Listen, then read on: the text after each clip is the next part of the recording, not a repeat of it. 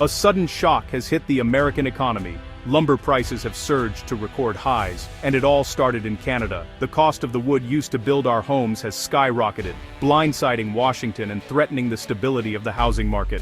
Builders across the country are scrambling as project budgets collapse overnight. The cost to frame a new house has jumped, forcing contractors to pull bids and rethink plans. This isn't just a minor fluctuation, it's a fundamental fracture in the cost structure of American home building. For many families, the dream of home ownership is slipping further away as lumber adds tens of thousands to the price of a new home. Middle income and first-time buyers are being pushed out of the market.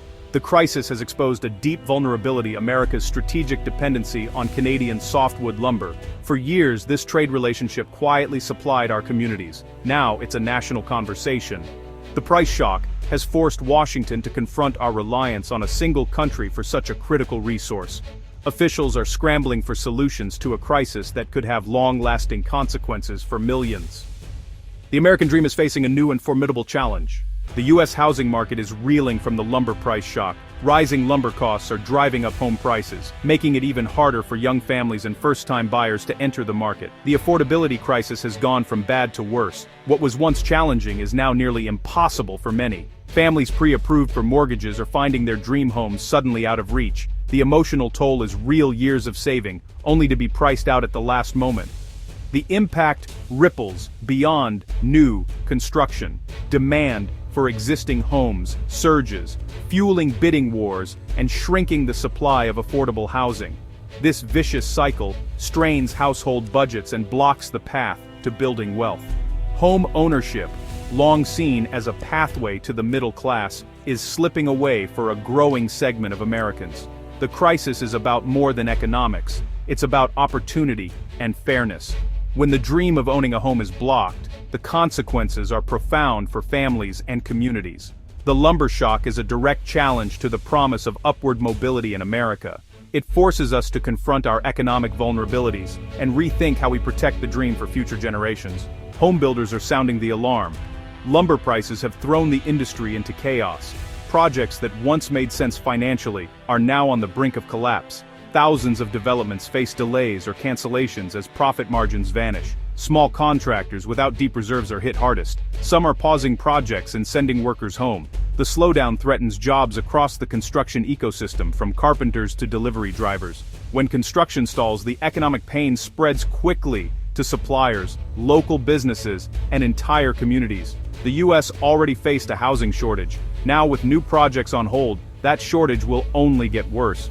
Fewer new homes and steady demand mean prices will keep rising, making affordability an even bigger challenge. The industry's warning is clear. Without a solution, we're heading toward a deeper housing crisis.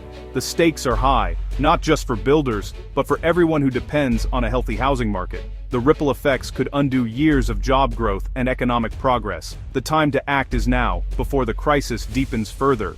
The lumber price shock isn't just hurting private builders, it's threatening vital public projects. Cities and towns rely on affordable housing, schools, and community centers, all now facing budget gaps due to soaring material costs. Affordable housing programs, already stretched thin, can't cover the new expenses, forcing delays or cancellations. When projects stall, the impact is immediate: overcrowded schools, lost community services, and worsening homelessness. The crisis undermines investments meant to build stronger, healthier communities. Delays today mean even higher costs tomorrow, creating a cycle where projects never get off the ground. Public trust erodes as promises go unfulfilled, and the housing shortage grows. The lumber shock is now a major obstacle to progress, threatening the infrastructure our communities depend on. The consequences are real. Millions of Americans feel the impact in their daily lives. Without action, the crisis will continue to stall growth and opportunity. Our communities can't afford to wait.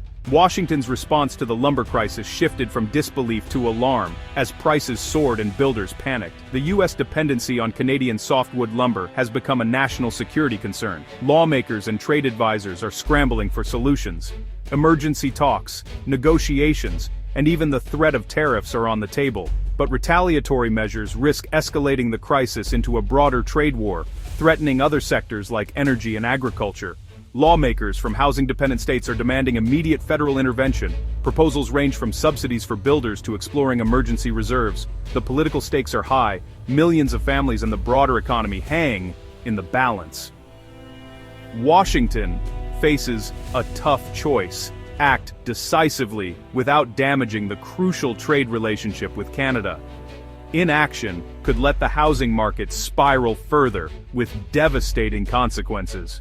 Officials are walking a tightrope, balancing urgency with caution. The pressure to act grows with each passing day.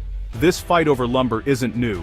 It's a decades-old dispute between the US and Canada. At its core, it's about fairness. The US claims Canadian producers are unfairly subsidized, giving them an edge over American companies. Most Canadian timber comes from public lands, with low fees, while US producers operate on private land. Over the years, temporary softwood lumber agreements tried to manage the trade, but never solved the core issue. When deals expired, old tensions resurfaced and the cycle of disputes began again.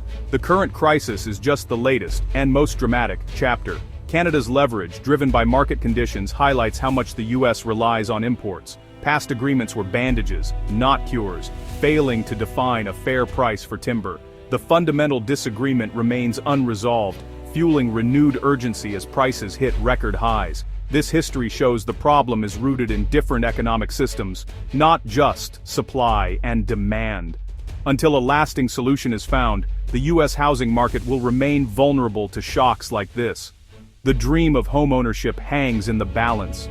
The lumber crisis has exposed America's heavy reliance on Canadian imports, a fragile foundation for our economy. For decades, US construction has depended on Canadian softwood, with domestic production unable to keep up. This dependency wasn't seen as risky, until now. When supply from a single source is disrupted, the consequences are swift and severe. Why not just produce more at home? It's not that simple. Environmental rules, workforce shortages, and the high cost of new sawmills make rapid expansion impossible. The crisis also revealed lingering supply chain fragility, with panic buying and depleted inventories fueling even more volatility. What was once a straightforward trade relationship is now a national security concern. Economists warn, we must diversify our sources for critical materials. Relying too much on any one country, even an ally, creates dangerous vulnerabilities. The lumber crisis is a wake-up call, forcing a re-evaluation of our supply chain strategies. Building a more resilient economic foundation is now a national priority. The lesson is clear: diversify or risk repeating this crisis. Solving the lumber crisis is proving nearly impossible. Both sides are digging in. Canada insists price hikes reflect market realities, not economic pressure, citing rising costs and supply disruptions. The US remains skeptical, seeing the timing and scale as opportunistic, deepening mistrust. This trust gap makes negotiations even harder, with each side viewing the other's position with suspicion. The core issue: what's a fair market? The US sees subsidies, Canada sees legitimate policy. Decades of failed negotiations have left the fundamental disagreement unresolved. The current crisis has only intensified these differences, pushing both sides further apart. Meanwhile, American families pay the price. Higher costs block the dream of homeownership and stall vital projects. The inability to find common ground isn't just a diplomatic failure, it has real-world consequences for millions. Until the dispute is resolved, the cost of building a stable future will remain out of reach for many. The lumber crisis is a stark reminder of how interconnected and vulnerable our world has become. The search for a solution continues, but the stakes have never been higher.